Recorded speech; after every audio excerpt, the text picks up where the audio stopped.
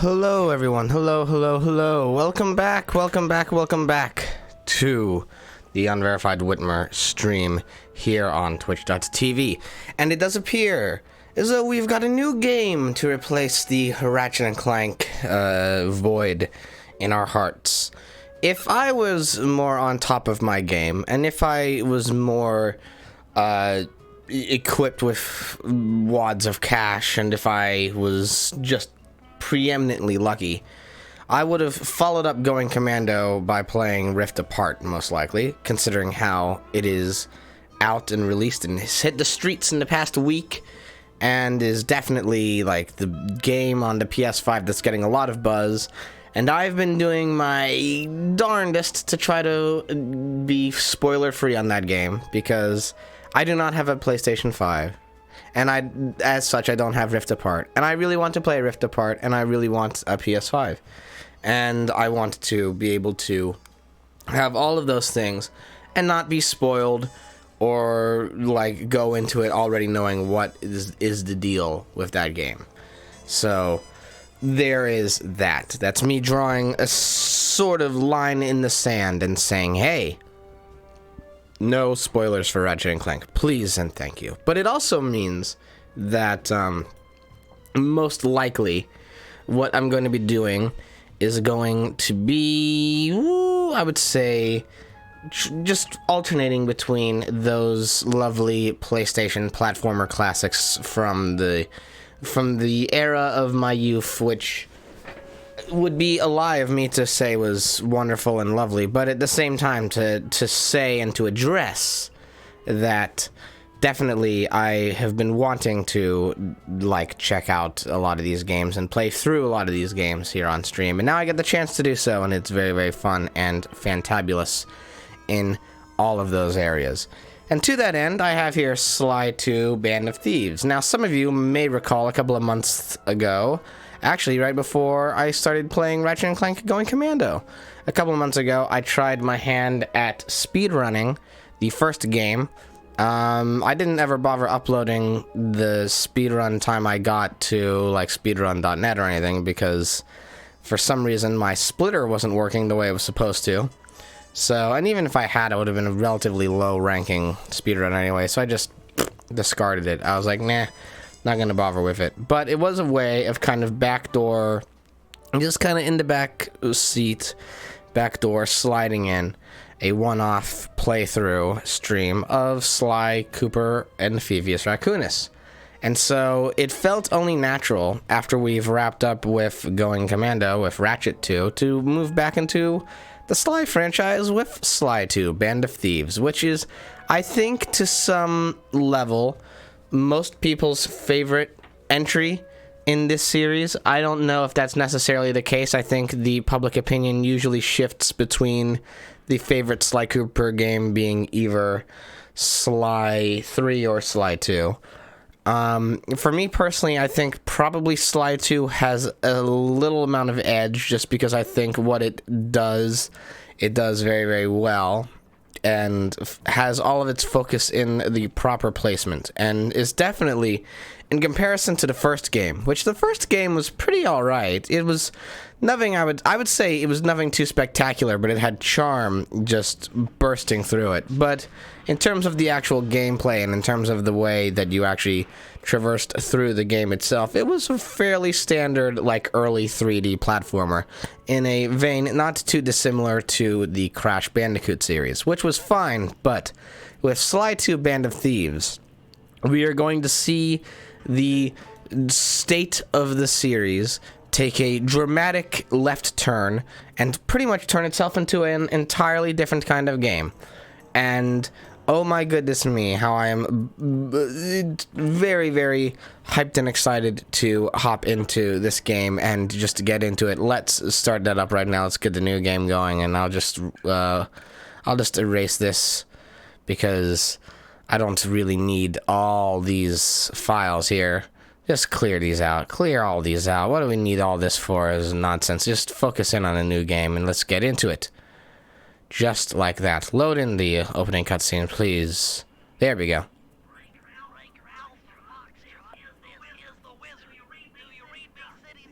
They This is Peking Duck.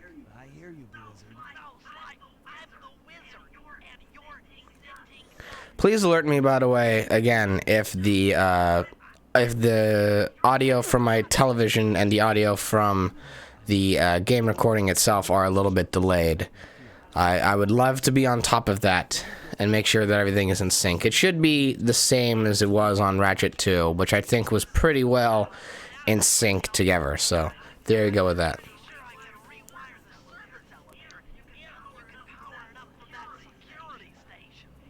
Hang tough, Pat. Might take some time, but I'll figure out a way to get it. Might take some time. There's a trampoline right here, Sly. What do you mean take some time? You just gotta jump and that's it. Simple. Just a simple jump. And whoop, there we go with that. And thus we see the grand evolution innovation of Sly 2.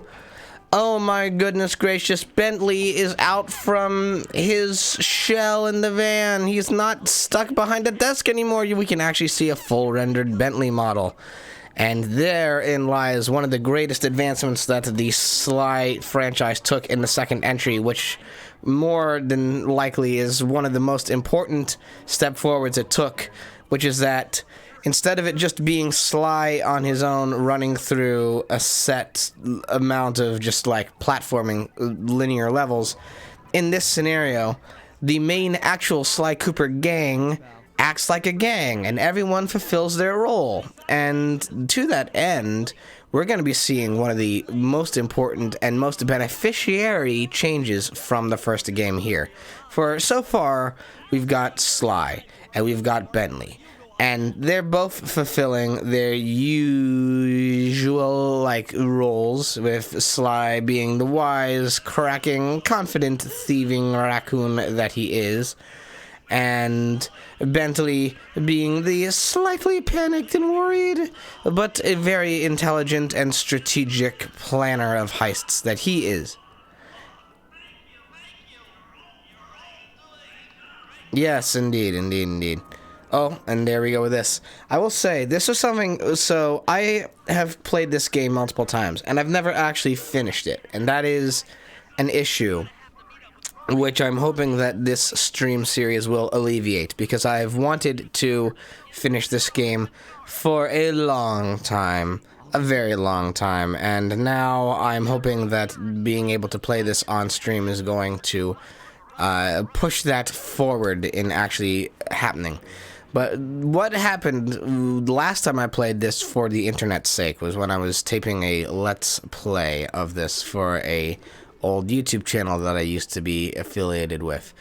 And it reached a point very early on. I came to a very important discovery, which is something that was not necessarily an issue in the first game, but is more pressing and sort of what would be the word for it? Not sort of more prevalent in this game, which is that it is a double-edged sword in that because the presentation takes such a step up, and because there is so much story and so many character dynamics, in comparison to the first game where Sly was pretty much just on his own, and maybe on a couple of occasions he would have the occasional talk and chat with Bentley through the binoculars, and Murray would show up in like cutscenes and in little racing mini games and turret mini games. Really, the first game is just Sly kind of doing his thing on his own with no one else really there around him. In this game, we've got all kinds of friends. We've got like Sly, and we've got Bentley, and now we've got Murray too, who has now completely done a 180 on his character, from being the panicked sort of fat joke driver of the first game into now a role which is much better fitting, which is that he is the aggressive, slightly dim-witted but very well-meaning and friendly and empathetic and compassionate brawn and muscle which he is. And I think that that is like just comparatively, almost I would be so bold and brash as to say objectively a better character dynamic, because what we have there is we have each of the different necessities of what you would want on a thieving team and on a heist team. They're all being teched off. You've got Sly there as the main protagonist. He has the dry, laconic, fast-talking wit and the proper platforming, acrobatic delicacy of a main character who knows how to traverse through many areas with grandiose ease. But then you also have Bentley, who will be acting as a great strategist and a hacker, and as a demolitions expert later on, though that's a bit of a spoiler, but hey. And then you also have now Murray acting as the Brawn. He's the character who can get through massive defenses. He can be the muscle of the crew while also being the driver, and in doing so, he fulfills a role that is more than just being panicked and frightened and having to be like stuck in races with, you know, random like dogs and monkeys and needing cover fire when running panicked through a turret section. This is a 100% 180 from his character. Now, mind you, as I address like all that's changed with Murray, the more things change, the more things stay the same, and that can be said with the dynamic between Sly and Carmelita. Now, Carmelita's voice actor has changed, admittedly. Carmelita has now gone from a very, like, you know, I think she was always coded to be Latina in nature. Or, you know, Hispanic or something along those lines, either from Spain or one of those, like, countries. But, in this game, for some reason, she's just absolutely American. Has a complete American accent. The tinge of her accent in the first game is no longer here. And, I don't know how I feel about that, you know? I feel like, it's not one of the biggest, like, changes that I'm, like, against or anything. I'm very fine with the vocal delivery that Carmelita is given in this game, but the sort of, like, toning down of her heritage is a little bit of a odd shift and change. I don't know. There's something probably to be said about this, but I don't know what necessarily that would be. It is also nice to see that the cutscenes, while still for some reason not fully remastered into a 16:9 that is not cropped to 4:3, still don't understand why in a game that could have had they just need to zoom. They just needed to zoom in these cutscenes, because everything else in this is in this collection on the PS3 has been remastered to 16:9, but I guess the cutscenes shall remain in their initial 4:3 aspect ratio, despite being cropped to 16:9, which is a look that never is good. I don't know why this was a feature in the 90s and in the early 2000s of games, movies, TV shows, or whatever being filmed in 4:3 but then being cropped to 16:9. You're just shrinking the amount of actual screen presence there is, and that seems to me to be rather wasteful, I would say. There's all this space that you could make advantage of in a 4:3 scenario, and instead you're rendering only the 16:9 that you find a arbitrary necessity, when you could just zoom this in a little bit and it would have done wonders. I apologize for my coughing. So, I've also talked over a lot of the plot, but like I kind of said earlier, there is a lot of plot that gets dumped on us in this early section of the game, which is fine, but sometimes can be quite much. Here's the basic rundown of what has happened in the plot of Sly 2 so far. So, in essence, after Sly Cooper 1, where Sly pretty much avenged his father's memory by taking out all of the people who killed him, or had a hand in killing him, and defeating his family's arch nemesis, who is this evil giant robotic owl named Clockwork, He discovered that despite leaving the remains of Clockwork melting in volcanic lava in a volcano, somehow, I don't know who did this, but some very enterprising archaeologists, I guess, got themselves a hold of the metallic clockwork parts, the computerized machinery, and had them on display at a museum, which is an odd choice to make. But there you go. I mean, I don't really know. I can't foresee a moment when, like, Al Capone's skeleton is going to be on display at the sort of Metropolitan. I don't know if that's necessarily something that will be forthcoming in the eventual ensuing years. That being said, it is indeed quite a scenario for Sly, for he knows that, like, hey, if you're, like, Clockwork's machinery is just computers, and someone just has to, like, hit the on button and Clockwork can come back, and that's the last thing Sly needs. So he's got to destroy these Clockwork parts. He's got to get these Clockwork parts and just melt them down real good so they can't be used to harm anyone ever again. But he gets to the museum, he finds out, and oh my goodness gracious, that the Clockwork parts have been stolen already. He didn't even have to do it. Someone already took them out of the room. And then there's this new police constable by the name of Neela. She's Australia-Zealandish. And she's with Carmelita, and she's like, hey, you know, you always are thinking it's Sly. You always are thinking it's Sly, but it doesn't have to be.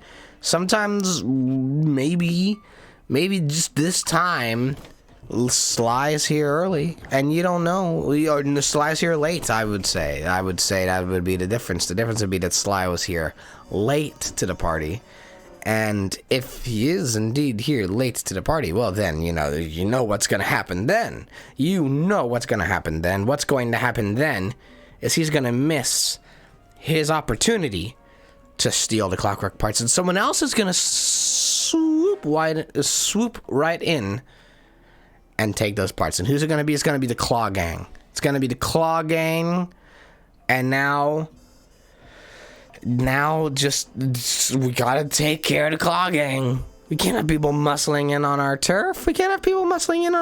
Can we let this lizard? Is this lizard really gonna bump in on our turf? I say no. What's a lizard need the metallic parts of an owl for anyway? Let's find out. Let's suit up. Let's rock out. Let's racketeer. Let's go. What have you to say for yourself, Sly? I had to call in a few favors to get the goods on the Claw Gang's local office. Dimitri, a sort of underworld celebrity, equally at home in high-class art circles and shady back alleys. Like, most criminals are. He was once a passionate young art student who worked hard to develop his own visionary I see he has taken the Maud Lebowski approach of painting from ropes. Who brought a salad bar to an art gallery? So he gave them what they wanted and started forging old masterpieces. His way of punishing those with bad taste. Yeah, but look at how sloppy he's forging those. I mean, it's pretty clear to me. I would that's a really petty forgeries there. Oh, so he's got a successful nightclub and he's deciding to just make a little bit of extra bank on the side. What Dimitri plans to do with the Clockwork part is beyond me. But those plans in to I will say, of all the parts that are very important to Clockwork and Clockwork's machinery, the tail feathers might be the most innocuous and needless to really track down. I don't know necessarily how crucial and important it is that you track down them tail feathers. I think that probably you could do without having to reclaim those. I think whatever Dimitri's up to with those tail feathers might be actually pretty innocuous, because I can understand getting the claws, or the wings, or even more specifically the head, or the chest, or the legs and arms. But the tail feathers? Really? You need the tail feathers? Like, the most crucial element of Clockwork's machinery is gonna be his tail feathers? Now, come on here. What are we even doing here? What's all this about? Some reconnaissance work. Mm-hmm.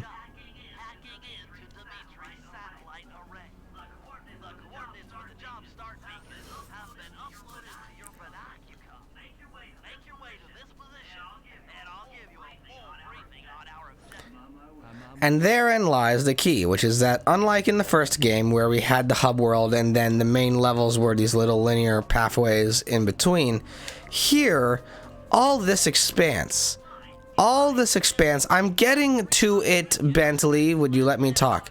All this expanse around us is the level. In a way, it's a bit forward thinking because it takes the approach of instead of like traversing these linear Crash Bandicoot-esque like sort of platforming stages, here you're in a more open environment, and I've just triggered a combat scenario, which is not what I would have wanted.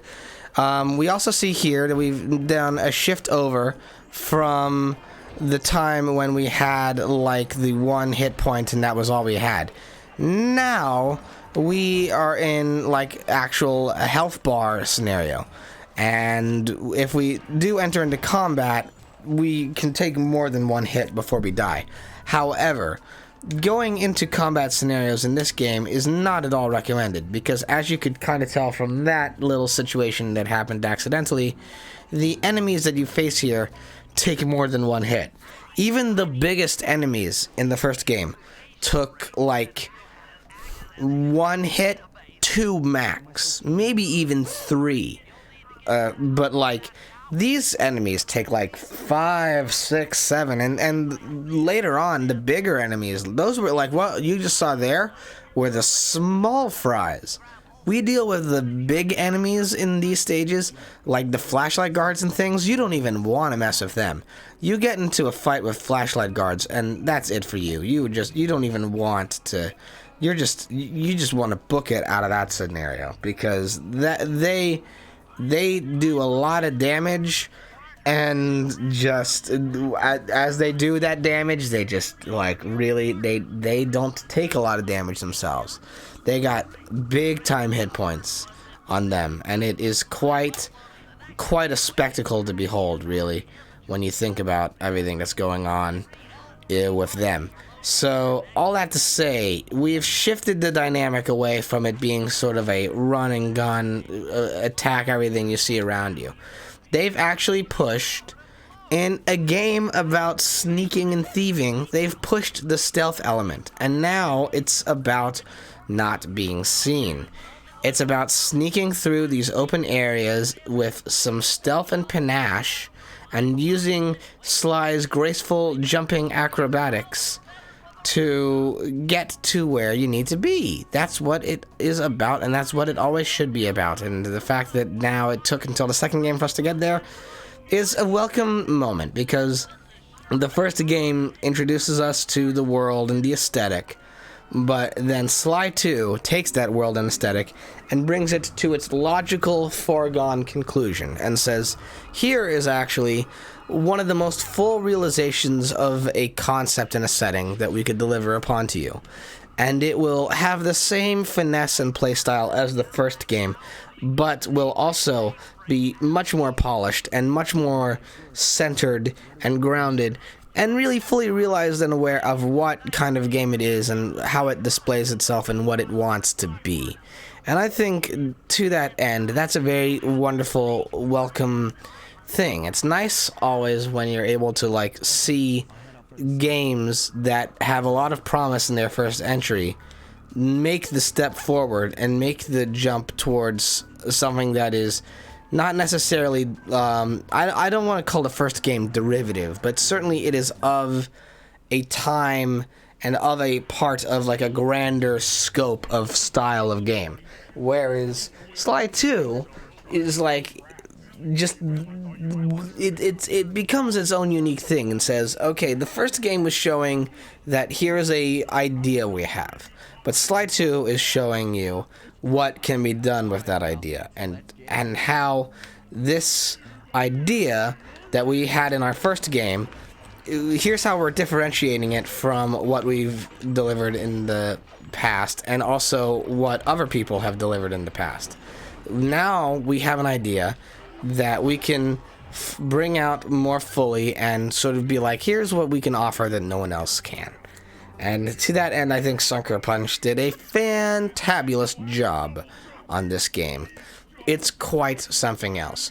Now, I will again acknowledge that I'm well aware that I have been talking over a lot of dialogue and a lot of cutscenes. However, most of it, I will maintain that most of what I've been talking over has been primarily tutorial stuff. It's been mainly tutorialing, so I don't feel a grand necessity to be quiet while they're talking, because the majority of this is actually stuff we already know. They have implemented these new table mechanics, which is very nice. We did have in the previous games, we had like the Sly hiding in a barrel, and that was cool. But now we actually have Sly just wandering through this area, more open-ended and more aware of things, and just being being under a table like this really does kind of drive home the difference in gameplay style and presentation and sort of the sense of immersion. This feels more secretive and sneaky. You're traveling through air vents to get into different areas, and in doing so you get these like first person camera perspectives and all these things. You have sneak attack moves now. Look at that. We didn't have sneak attack moves in the first game. We just kind of would run into any given scenario and just sort of be like, hey, whoop-ow, and that was the answer. Not so anymore. If I was to take on this angry warthog here, if I was to take on this guy, I would be in for a world of hurt, and it would be not a fun time. So it's good now to be like, here's the stealth scenario. And there you go. Look at what happens there. Because if I was to deal with that guy head on, it would just be a hard time. Of course, these tiny rats we can just kick around either way because they're small and they're our size, and if they attack us, we'll get back up again. It'll hurt, but we can get back up again. So that's why then you have to prioritize. You have to really prioritize in this game whether it's worth it all the time to be getting yourself into fights like these. Because much like the previous game, attacking and whacking things in the scenery is how you get coins and how you get health items and upgrades and things like that. And the coins do play into it. Having the coins, unlike in the first game where the coins acted as a way of like activating lucky charms or getting extra lives, there is actually a system wherein getting and collecting as many of the gold coins as possible will help deliver upon to you special upgrades and gadgets and items which Sly and his friends can use to really diversify and upgrade their moveset. And so then it becomes a real question of, do you want to run through all these stages being very loud and aggressive and drawing attention to yourself, or do you want to like take the safer option, which would be sneaking around and just being very, very quiet and not leaving too much of a trace, but then running the risk of not getting as much of a grand reward at the end of it? And now we have this other element too, which is the different kinds of missions, because this is not about getting treasure keys like in the first game. Here we have the Binocucom, and Bentley has turned this into a camera, which we must use in this area once they finally give me the option to do so after Bentley finishes talking. It's just going to give us the option to then take some reconnaissance photos that Bentley can use to plan a heist. And that's how we then get all the backstory that we need for the level itself. And that is a very useful thing. For example, there we go. We can zoom in on Dimitri. Hello, Dimitri.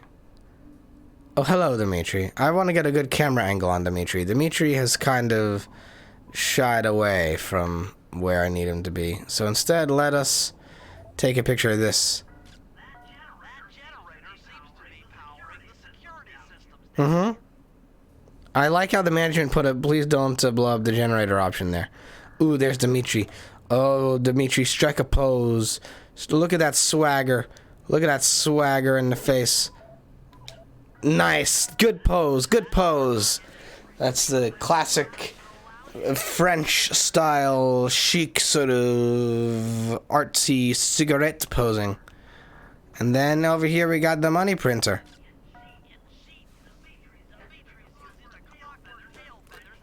Ingenious.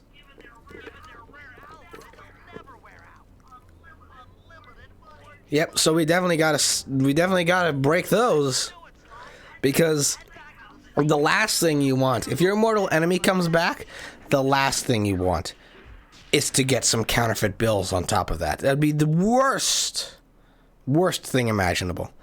Still in 4x3, but this is acceptable because it's presented in 4x3.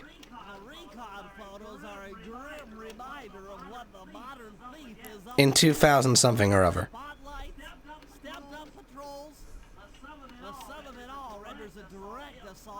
Well, I never figured we were gonna just go in through the front door, Bentley.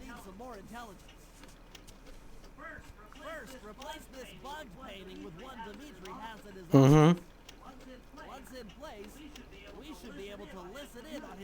Hey, Bentley, where'd you get those photos? I didn't take those.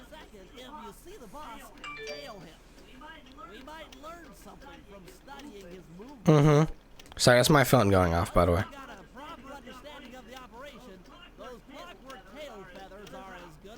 Uh-huh. Well then, I guess we have ourselves a task at hand to play and to evaluate and to fulfill. Hey Sly, here's more tutorial things. Whoa! So now, as you can see here, we have all the different missions in this area, and we can look around and see what's going on and what's happening. And in doing that, we discover all the different valuable things that we can do and explore and have fun with, and we're going to mess around with them. Let's start off. Bentley did say he wanted us to bug Dimitri's office first, so let's head down there.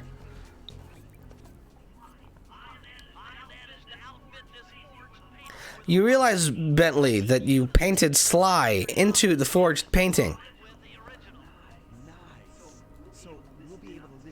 Yes, but if Dimitri notices that Sly Cooper is in the painting that Sly Cooper initially was not in, then the gig is up, Bentley.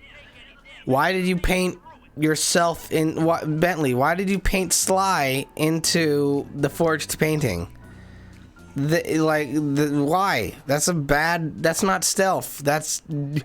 Y'all are really foolish. You keep leaving paper trails, or in this case, paint trails, to where you are and what you're doing. How is anyone supposed to even find out what is going on? It's a dilemma, is all I'm saying. It's a dilemma in planning and in strategy and a little bit of a fault in ideas.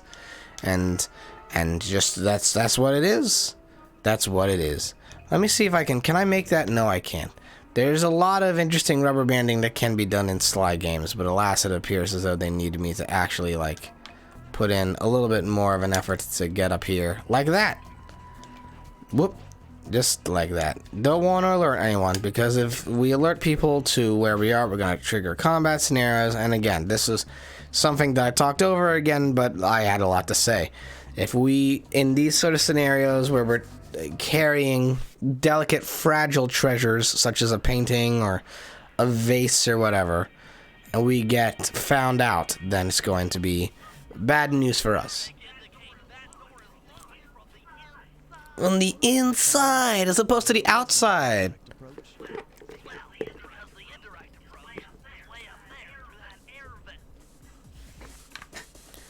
Okay, so what that means is that we have this delicate painting. We need to get over to that air vent, so we need to move through this area while not being seen by all these highly competitive competitive and combative mouse rat janitors. For if they attack us, then and we get hit, then that's it for painting and mission fail over. Which luckily we got through that without any real amount of difficulty, because just I guess none of the, in typical Sly Cooper fashion, none of the enemies have ever heard of peripheral vision before, so they don't have it. And because of that, it makes it very, very easy for us to just sneak into places and get to where we need to be. It's just as simple as that. Alright, let's sneak on through, do, sneak on through. Bop. Oh, peace out to Dimitri. Here's what I love, is that it's quite clear that he was giving the speech from his office, and yet we come down in here, no one here. Emptiness. We can, however, see through the window pane here a completely different level and a different mission that we will eventually deal with, but we aren't dealing with right now. Fantastic.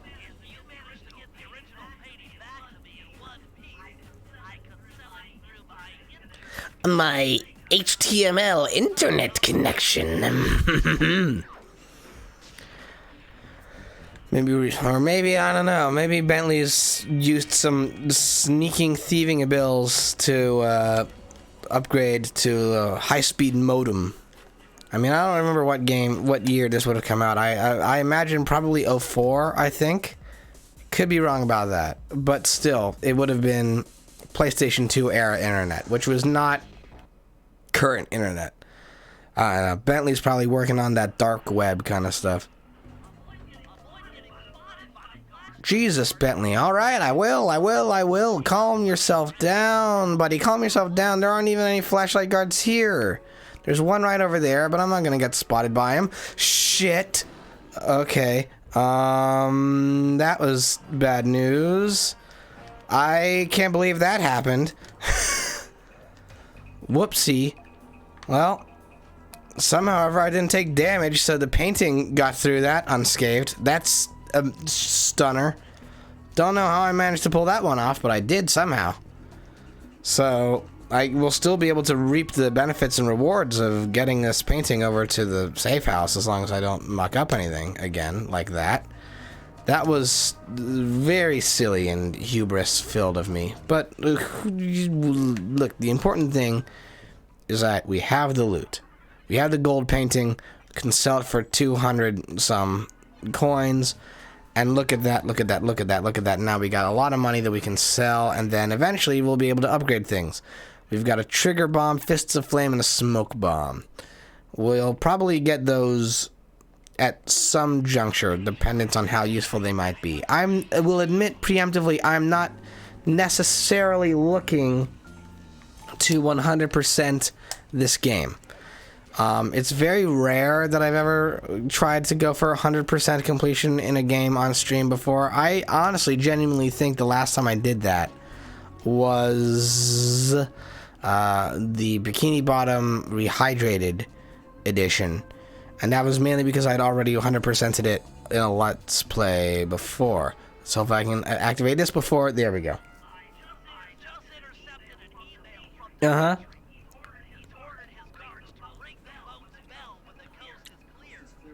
Clear for what?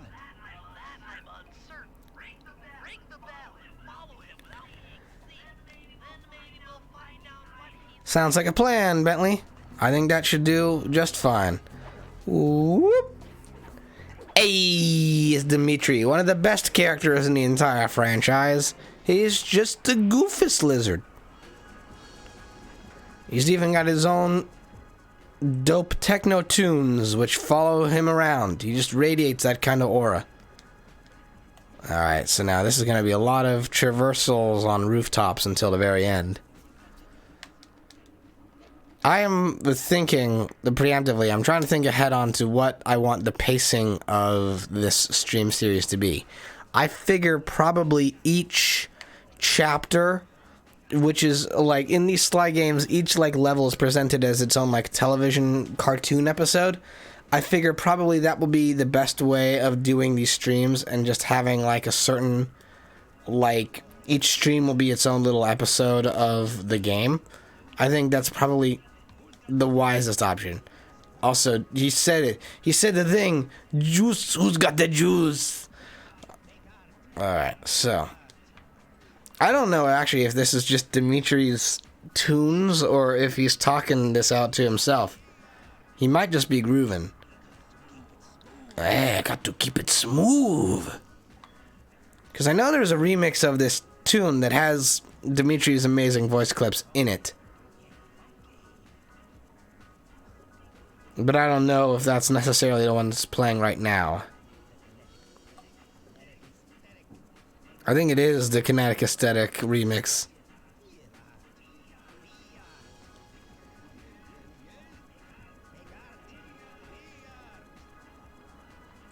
I think probably the remaster.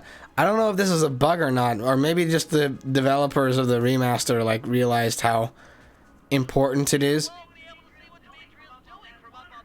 Yeah. Okay. It helps that there's no like enemies in the general area. Sometimes I'll jump down here and there'll be people who are like right behind Dimitri, and that doesn't work.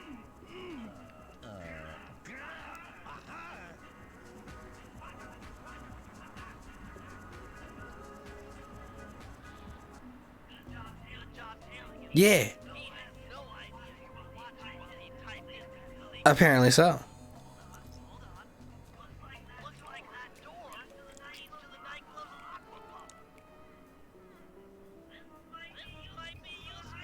Might be. Just might be a little bit useful. Who can say for certain? Oh, but look at this.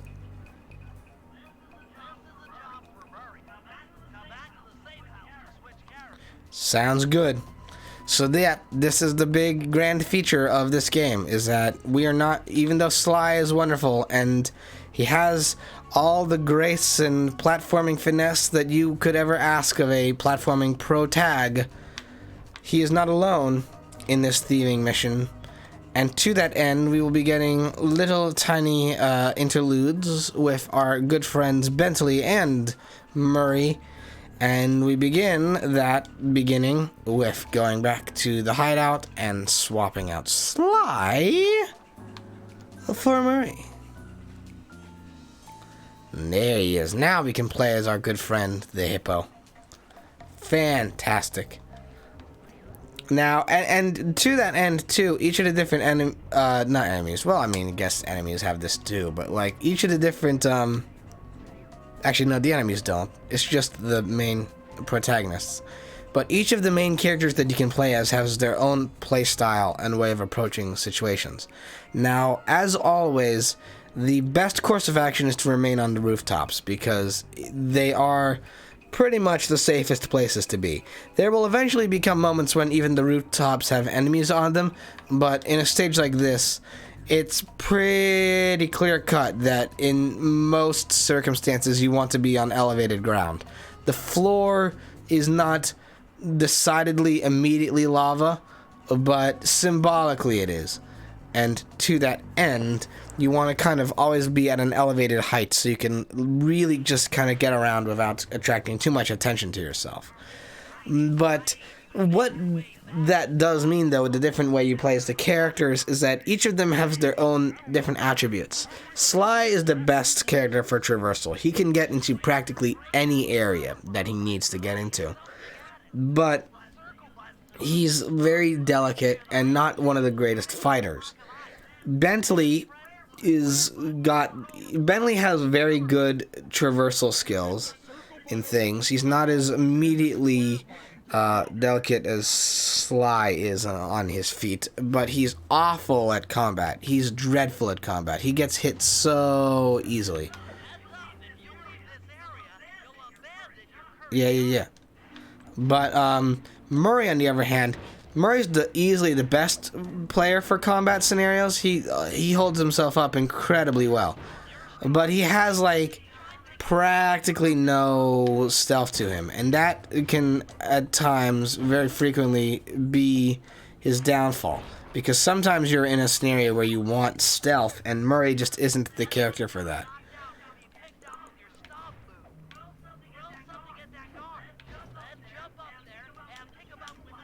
Yep. Bentley sounded like he kind of choked on his line there a little bit, but there we go. That's the best way of dealing with the flashlight guards is Murray. Okay, I'm just looking for a good opening. I don't see one yet. I've seen a couple of them yet, but I haven't been able to really jump at the chance. I think there we go. Yeah, there's the slide on through that I need. Yep. Now, see, that's the thing, too, is that because of Murray's abilities, he is the most useful in combat because the tiny enemies, he can just one-hit KO, knock him out, pick him up, and toss him just like this. And to that end, look at how quickly we're doing this. Mind you, that's horrific. Cartoony violence is cartoony violence, but those rats heckin' exploded in a water tank. They died. They had pain going on there. Murray has done some brutal, savage murder today. And it's played off for laughs as a ha-ha, goofy, funny cartoon, but it was brutal.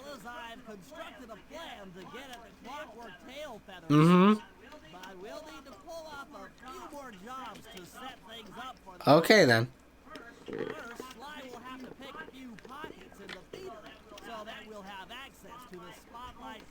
Once that's accomplished, we'll be able to turn off all the security around the printing press. Indeed. We'll need your muscle, Murray, to take out all the exterior alarm horns. We don't want anything to alert the guards while we pull out the big jump. And finally, we'll need to get into the discotheque to drop this mirror ball. Trust me, it's all part of the I didn't doubt you before, Bentley. But, like, if you say we need to drop the disco ball, then, like, hey, we gotta drop the disco ball. You know what you're about. Now then. Let's see here. What was the best course of action? What do we got today on the docket? We have silencing the alarms. We have that. And we have theater pickpocketing. Okay, so we're going to open with Murray, because that feels like a good choice of action to do. Hang on. Sorry that I hit the microphone. I needed to swat. There's a lot of... In my new location, there is a lot of insects and flies buzzing around this area. And there's not much I can do about them. This is just the thing that happens when you move to a different location. You deal with what is in the air. And what is in the air here is a great many bugs which can crawl in through a great many cracks in the surrounding area.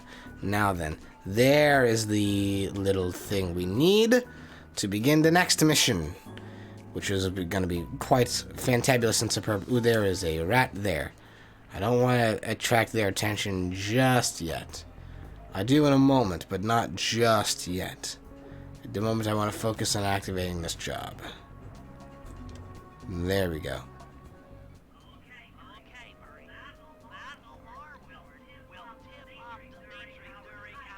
I just find it a bit odd the way Bentley kind of talks down to Murray.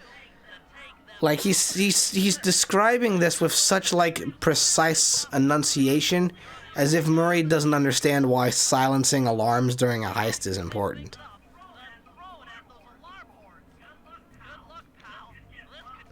Yeah. Oh, he's so kind-hearted. So there we go. Just gonna deal with his alarms. Oh, hello. Oh my god, you threw a heckin' grenade, did you? Oh my goodness gracious, no. Away with you, and away with you. Give me that newspapers. Chuck the news. At that alarm, at least. Alrighty. Well, it does appear that we've entered into a scenario where the town kind of is alerted to our presence. No, buddy, no. I'm not dealing with you. Even as Big Boy Murray, I'm not dealing with you. Oh, that's bad news there. Don't want any of that. You kidding me? Last thing I want to be dealing with is a flashlight guard as Murray. Flashlight guards are... I mean, like, okay, that's untrue. The last thing I would want is to be dealing with a flashlight guard as Bentley. If I was doing that as Bentley, that would be the worst. Just absolutely the worst thing that could possibly be happening. Murray might have been able to scrape by in a pinch there. I think he might have been able to have pulled that off a little bit, but Bentley, no. One or two hits from the flashlight guards on Bentley, and that's it. He's done. He's out. He's over. He's finished. Wrapped up and done with. And I would hate for that to happen. I keep falling down here. I don't know why I keep doing that. Alright, well. Bop. And bop. There we go with that. Okay, so... Where is the... Okay, it's there. Oh, there's one over there I missed. Well, whoops, on my end there. Nearly walked past that, and that would have been most unfortunate. Let's go for it. Well, hang on. There's a clue bottle right over here. Might as well grab it while it's in my face. And then... This is gonna wake up the populace. Howdy.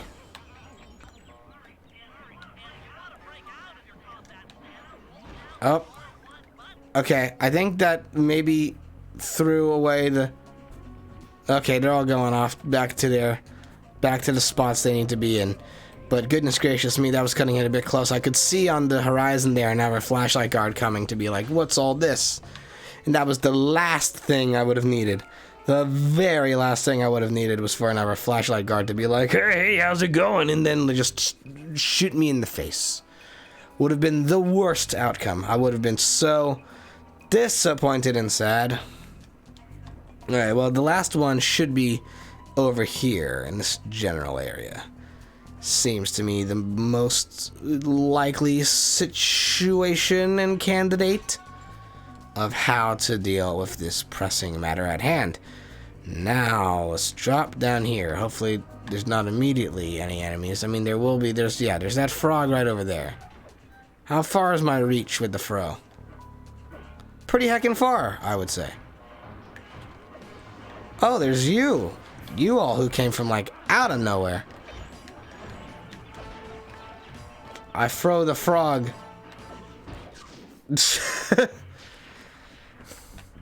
I did like the timing on that. That was funny to me. Okay. I think we've knocked out all the very aggressive people who would seek to do us harm right now. Remember this truck here. It will be of vital importance later, but uh-oh. Flashlight guard. Off I go. Bop, bop, and ha. Hang on a second. About to sneeze.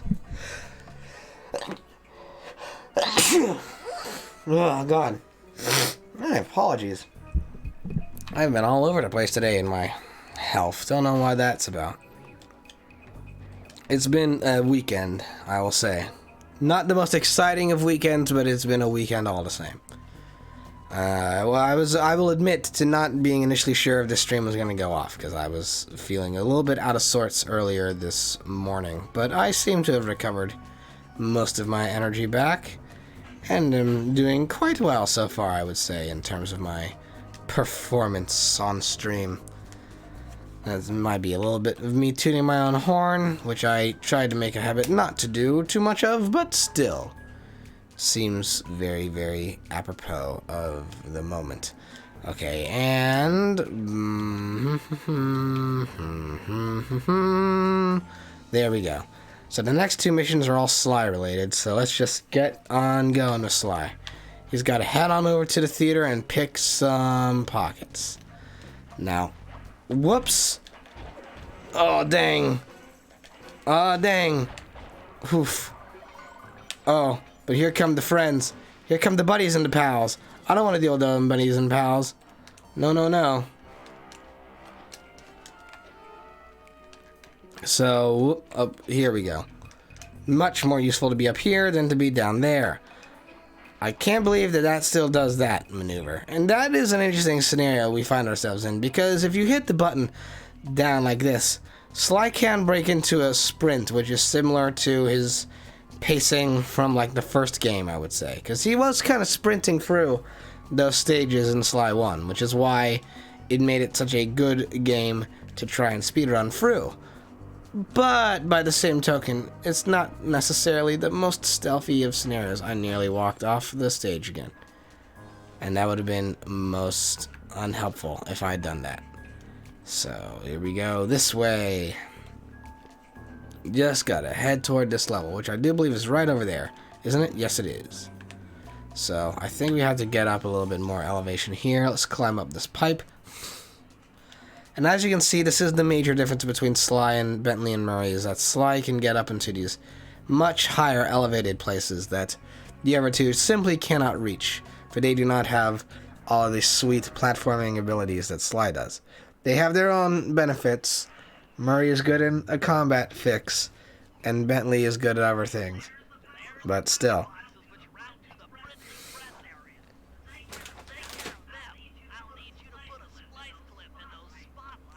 Sorry, Bentley, but those fans are spinning way too fast. You're saying that very loudly, Sly. Or did you forget that your name is Sly?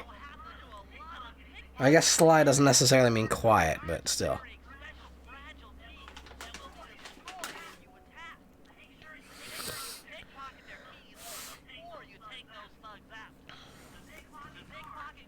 Okay, so herein lies this very, very, very, very, very useful and important mechanic that's in this game that they implemented in the second one, which you would think would have been in the first one, but only makes its first appearance here, which is picking pockets of guards, using your cane to dig around and find some neato treasures, and then doing a stealth attack to get rid of these buggers. There we go.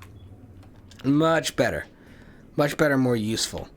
Now, we're going to want to be over here a ways, where we can see the other two guards are off doing their thing. So there's 6 of them in this general area. We need to take out all 6 of them and pick their pockets for those control keys. Now, it is to my understanding, I could be wrong, that outside of running around and smashing up the whole area like you would in the first game, the most efficient way of collecting coins is really to roam around the level and pick as many pockets as you can. Because, and they address this later in the game, but not only is pickpocketing good for story-based missions such as these, where it is the main general focus of what you're supposed to do in these scenarios, but also quite often the pockets of guards, whether it be flashlight guards or just the small fries that, like the rats and the frogs, or the other small enemies that you would see in other levels, they are apropos to have with them some little small tiny treasures, which Bentley can use his internet connections to sell on the black market and net you a wealth of coinage, which in turn makes for a good, easy way to grind out for coins, which you can then use to buy more upgrades for the characters, which is always, always, always, always a worthwhile investment. My brain nearly did an uh-oh and say worthless, and that was not the word for it, because it's not worthless at all. It's very worthful, I would say. Full of worth. Alright, there's the sneaky little scenario right there. Gonna just pick the pockets of these buddies and pals. And hopefully get around this, because I think this guy's turning. And there you go. Now, looks like his friend on the stairs there didn't notice, which is good news for us. Now, I am sort of doing not the best work at hiding my position. I think this buddy here is just going to turn around on the stage and go. It perplexes me a little bit as to why flashlight guards are a necessity in this area that seems to have the lights already on. It's not necessary, I mean, unless these are very, very dim lights, which they might be, but like, I can see them pretty well, and I don't think that has to do with just my raccoon vision. I think that literally the room is pretty well lit already. They just need the extra little help to spot out where things are. Now then, we got the 6 keys. Gonna unlock them. Bop, bop, bop, and just like that. Good.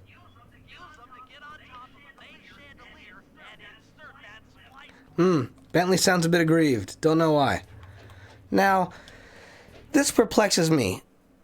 that camera angle. But also, so Sly's like, oh, well, I can't stand on the rotors, they're moving too fast. But then he doesn't stand on the rotors anyway to get up here. He just hangs on to the pole. And the pole he could have, like, dug into earlier. He didn't need to, like, stand on the fans to get up to the poles. Also, why does a chandelier have laser rockets embedded into it? This is a dinner banquet theater, is it not? This is like it's not the dance floor of the club, but it's like a very upscale part of the club. Don't know why it needs a machine gun embedded into the chandelier. Oh my goodness. Well, I mean, this is like, I guess, a play area, because that was the backstage we were in before. So maybe this is just like a theater section. I don't know. But I don't know why it needs... I don't know. I still... maybe it's for visual effects. But normally, like, Broadway shows aren't, like, shooting off, like, bullets into the stage area, the performers. I mean, not unless they have, like, zero sense of ethics. Also, look at the nice little Eiffel Tower. The mood of this game, you know? The mood and the atmosphere and the presentation is really something to behold. You know, for the PlayStation 2... these are very stylized graphics, and I'm well aware of that. These are definitely this is a graphical style that's of its time. But I've said many times before on other people's stream chats and on my streams as well, I think, the stylized presentation of older games such as these, even if the graphics are more polygonal because that was what they had to work with in the day, that doesn't necessarily make them bad, because these stylized displays sort of lend themselves to the polygonal look. And in doing so, they make their own sort of nice little charm and character. And I do enjoy just the general neat nighttime aesthetic of what these games have to offer. I think it's very tidy and smooth and smart and cool. Alright, so now we just gotta chase after Neela. She's been practicing her sprints, Sly. Sly, she got Olympics in the gold. She got Olympics in gold. I'm having trouble with the jumping. There we go with that. I think they kind of explain that she's got, like a perfume there that's like leaving behind a trail. But like perfume isn't illuminated yellow like that. At least I don't think so. But, still, I've never fully understood why she has this like trail behind her like that. I mean, I get why in a mechanical sense, but still. I think that would make her easier to spot, all things considered, if her perfume's doing this.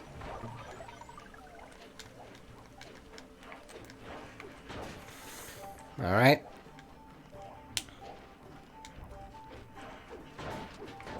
You know that?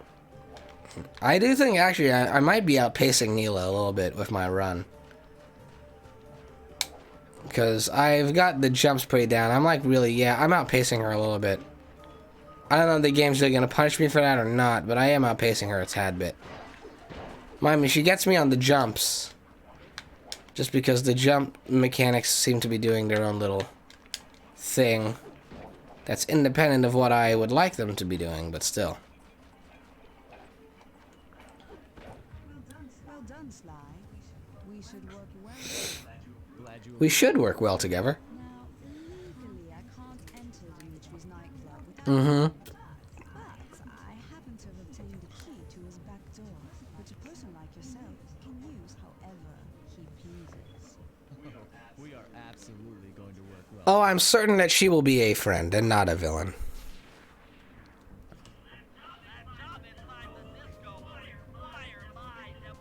Mm-hmm.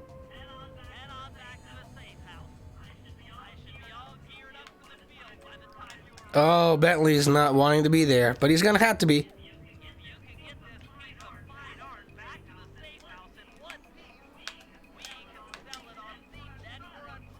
Nice. Just gotta make sure that I don't muck up and actually get it there in one piece.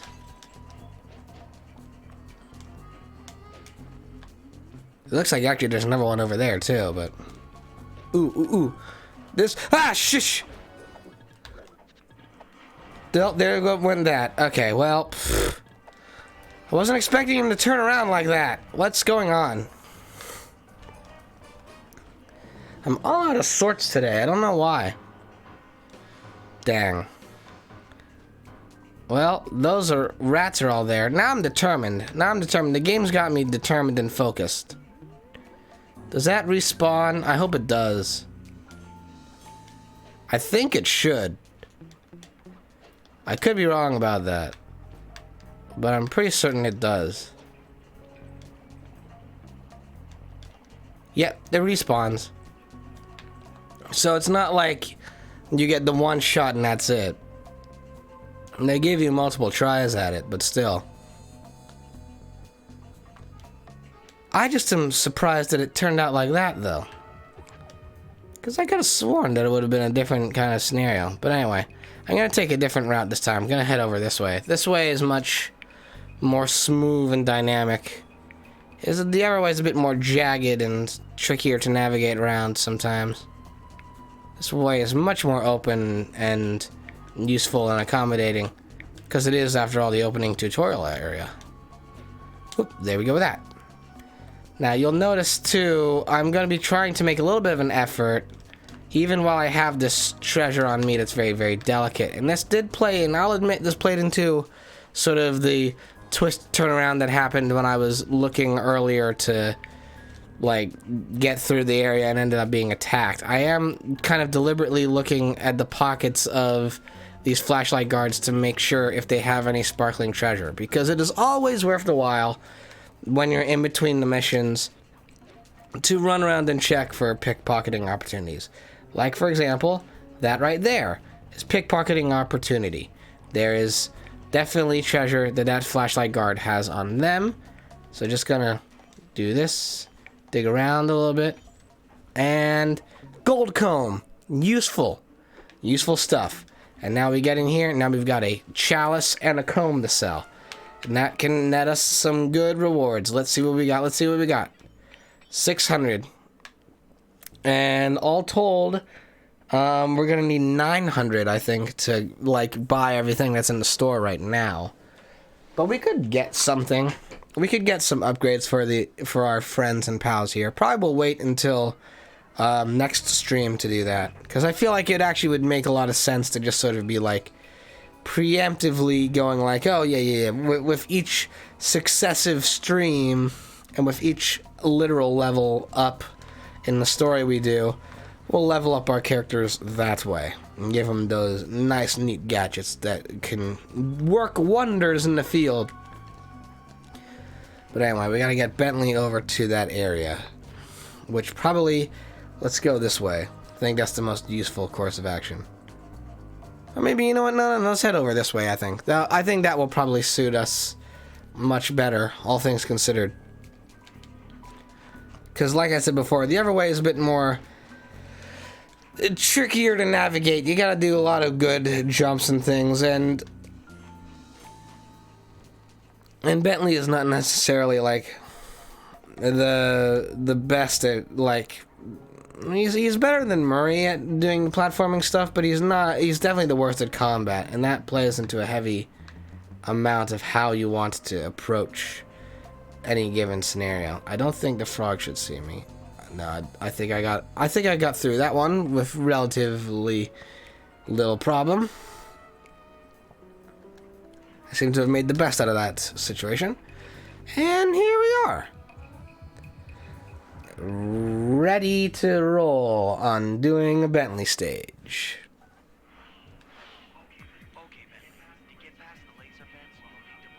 Yeah, just blow it up, like that. Like that.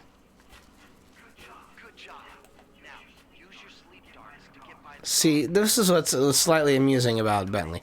Hang on a second, I need to change something. Controls. Yeah. Is there a way to options? Invert this a little bit. Just because It appears to me... I'm going to invert the controls and see what happens there. Because it was appearing to me a little bit as though...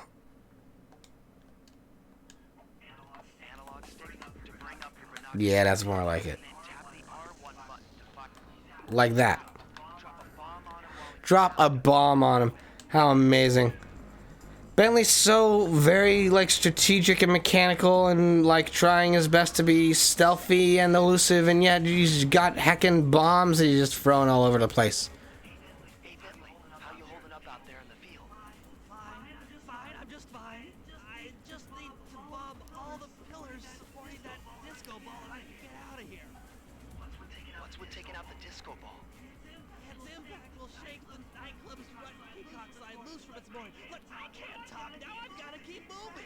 Of course you have to. However, in keeping safe, there's something very important that I have to do. I don't know whether this will fully register for people on stream, but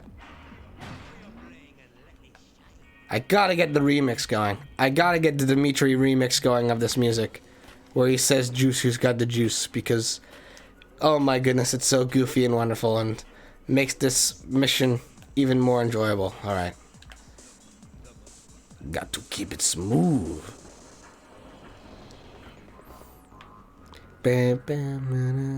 See, now there's an interesting little dynamic to this too, which is that the sleep darts there, when they're in the right context, they do what they're supposed to do, which is that they take out the guards you're looking for. But if you miss your opportunity there, it actually attracts the guards more. If you miss, they can detect and scent and smell the scent of the sleeping darts, and it does not take them out. It actually just sends them even closer in. So there, see, we got this buddy here, he ran over. Gonna have to blow him up. Such an aggressive turtle this is. Absolutely shocking how aggressive this turtle is. Dude. Kinetic aesthetic. Okay, so that was not one of them. Uh-oh. Okay, I am having trouble with aiming this thing, but... So where is the actual thing I have to blow up?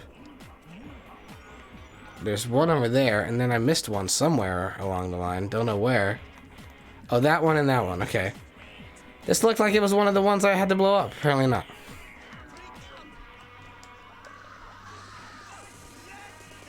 Gosh, this remix of the song is so good! So wonderful, so wonderful. Greasy sweet! Alrighty, and then this is for real the last one. There it goes. Oh, and it blew up and gave me coins that I won't be able to grab because the next cutscene's about to kick off in a little bit. Yeah.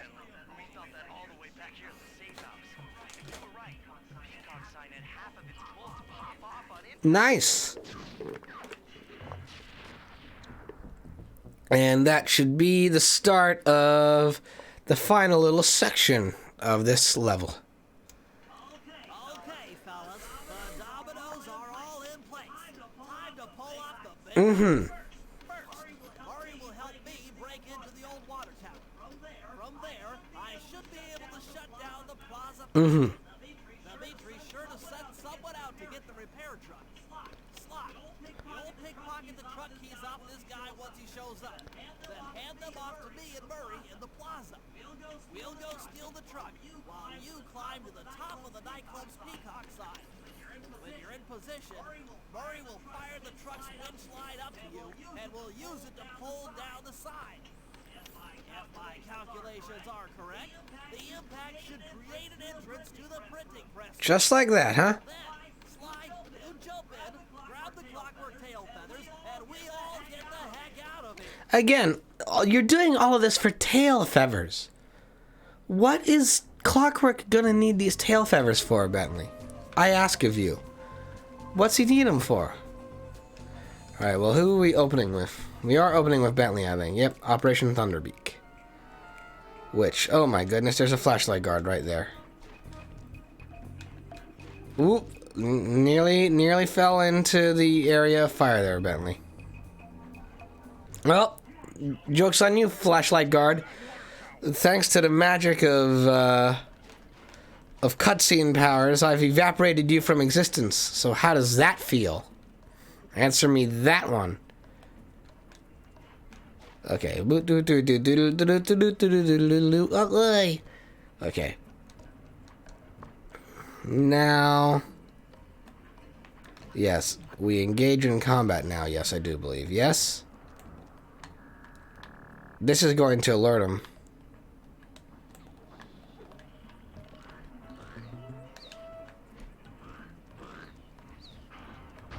Just like that. And where's the other one? The other one's up there. Oh, that's gonna go. Come on, Murray, do your thing. Good. Absolutely. This is a bad camera angle, Murray. There we go. Alright, and toss across. Oh, come on. Just toss across, Murray. I said toss across, Murray. You're gonna need to just toss me across. Just like that. Nope. Not like that. Come on. Come on, Murray. Into the hole we go. Just like this. No. This is, I think, another bug of the remaster. That Bentley bounces off this little thing here. Because, as you all can see, I have clearly thrown Bentley into the correct position multiple times. And he just keeps bouncing off the heckin' thing. So, come on. It is very pinpoint precise in this remaster where you have to toss Bentley. It's actually a little bit ridiculous. Come on. Toss him. Just toss him. Just toss him. All you need to do. We'll do this. Okay, there we go.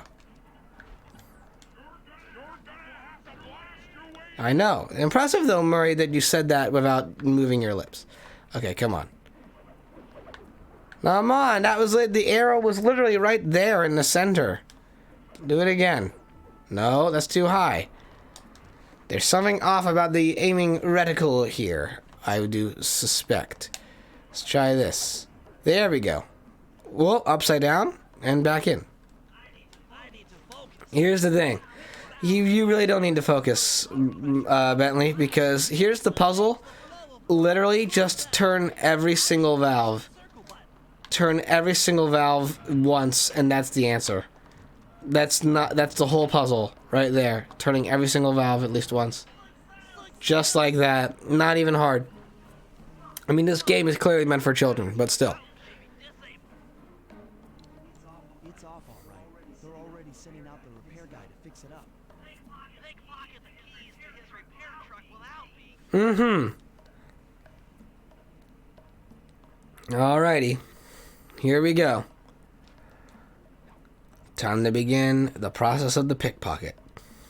Now, hopefully these rat guards don't have any treasures on them. They do not. And they make the crucial error of walking that way and not protecting their buddy, which they should have done, for off I go to collect my reward. Bow with you. Here we go. Sprinting on over, sprinting on over. There they are. It's all you. Let's head out for the repair truck. And off they sprinted. Into the way of the... Oh, okay.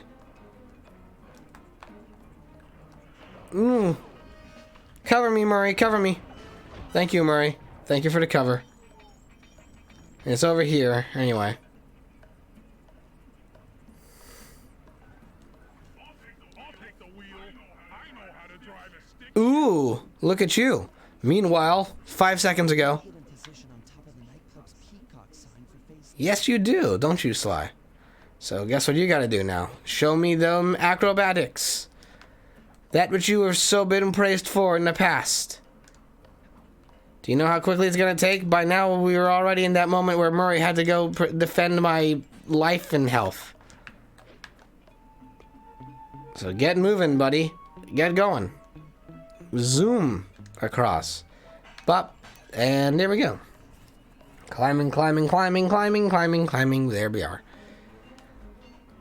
I like and despise the way that they don't let me use the spire jump yet, but they show that Sly does in fact know it.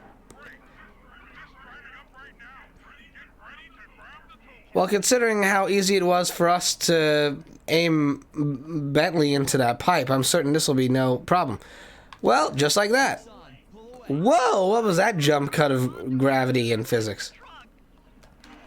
Alright, there we go. Oh no. Oh, and some of you have treasures too. How dare you? I would have liked those treasures. They would have done grand, treasureful things. This truck's already taken a lot of damage. I would have thought that they would have had a little bit better defenses by now. Come on. Nope. Just gotta protect the truck. Or else my friends will bite it. Like that and that. Come on. Bop, bop, bop. Bop, bop. Up, bop, bop. Come on. How many more of you friendly folk are here? They are the rats, is the thing. Ooh, look at you. When all else fails, throw a literal stone. There we go. That's when I like it. And then poop. There we go. Behold the majesty of gravity and inertia. That was real subtle. Okay, you jump in, grab the clockwork tail feathers, and we're out of here. Alright, and boom, there we go. Neat stuff, neat stuff, neat stuff.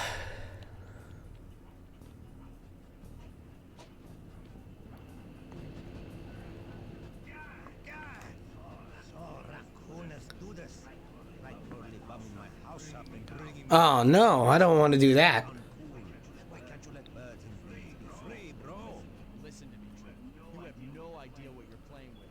It'll bring more than your house down. Look, bro, you are a tough cowboy. Mm-hmm. A man with taste, style, vision, a connoisseur of finer things. Like, look, I'm sure the two cats in a bag like us can work something out. Yeah? Smooth. Look, the money, you like the money. You can take all you want. I can't. Uh-huh. Oh, okay. You and the rest of the Claw Gang have to be stopped. Clockwork will never again see the light. Yeah, again, these are tail feathers, Sly. There's a new thing. Of all the parts, I think these are the least important. Hearing what I've been to you. You think you have juice? I did have juice earlier, Dimitri. I don't have it on my person right now, but I did have juice earlier. Show your bling and let it shine. I have no idea what you're saying. And your suit Whoa! That's uncalled for aggression there, Sly. How dare you insult a lizard's suit like this? So, this is a simple thing of, yep, the third one is the one. So Dimitri is an interesting boss because he packs a wallop. He takes a lot of hits, but if you let him hit you, he will do some damage. He also has this gun. Yep. Ooh la la la.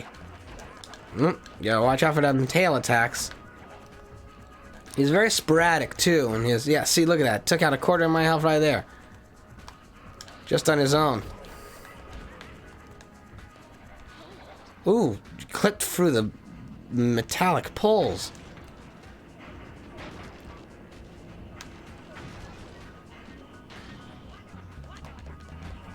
Ooh, nope, not having any of that. Alright, come on, buddy. Ooh, down to half health. He's very elusive, this Dimitri. I mean, he doesn't present himself as elusive, but he is slippery. Ooh, charge attack. That was supposed to be a feature in the older Sly games. I don't know if it's still a feature now. Take clockwork feathers and my counterfeit in operation. It's past. Oh, I'm doing you a favor. What kind of thief prints money? There's no honor in that. You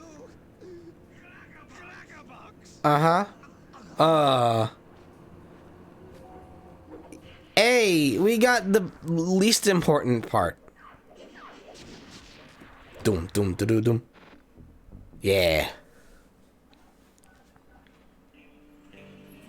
My gang and I Already.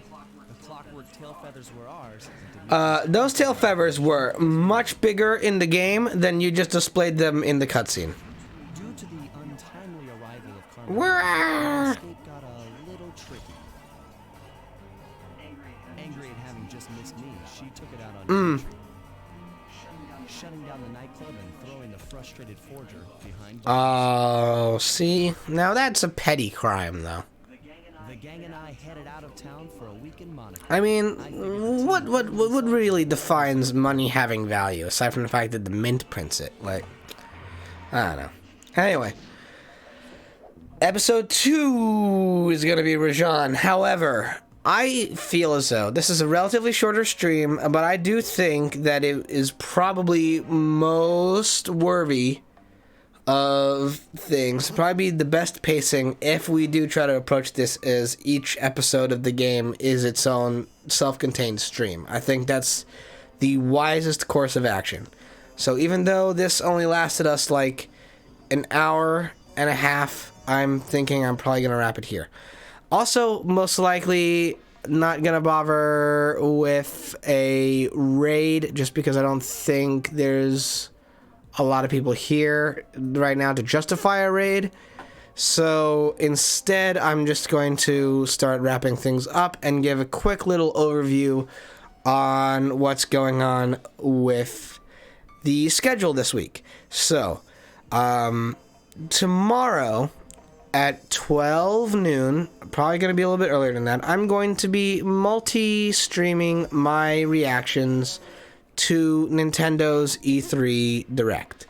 E3 is something that comes around almost every year. It didn't happen last year because the world was in a bit of a state, but it's happening this year. I have been relatively lax about E3. I usually am pretty lax about E3 just because the only real sort of like conferences that I usually care about belong to Sony and Nintendo, and Sony haven't done E3 in multiple years now, so the only thing I was really looking forward to and really like getting intrigued by was going to be Nintendo at E3, and they're doing their presentation tomorrow at noon Eastern time, and I'm hoping to do some reactions to that and also multi-stream it with some friends I don't know, let me check. I don't know if they've necessarily said who they're multi-streaming with yet. I have pitched it to them before, and so they know about it. I can check schedule. Okay, no, they haven't said who they're multi-streaming with. They just said that they were, and I'm going to leave it at that. I will also be elusive about who I'm multi-streaming with. But, all that being said, tomorrow that's going to be the stream I do, and it's just going to be a nice little bonus stream. And then Thursday at 7 p.m. Eastern, so a bit late in my usual schedule, or later than my usual time. But this is what I'm doing. At 7 p.m. Eastern on Thursday, I will once again be multi-streaming, and I can say who I'm multi-streaming this with. On Thursday at 7 p.m., I will be joined by my good friend Cleaver Bacon, and she and I will be multi-streaming some Knockout City, which is the game that me and her and our mutual friend group have been obsessed with since it came out a couple weeks ago, and we've been playing it practically every single day. And so we're going to multi-stream that on Thursday at 7 p.m., and then Friday at around 3:30 p.m. Eastern, I'm going to be continuing on with more Legend of Zelda Breath of the Wild, and that will be what we do for the rest of the week. So I hope you all can tune into those streams when they happen. I hope to see you all there, and that is where I'm going to leave it today. I will see you all next time. Bye-bye. Bye. Bye. Bye.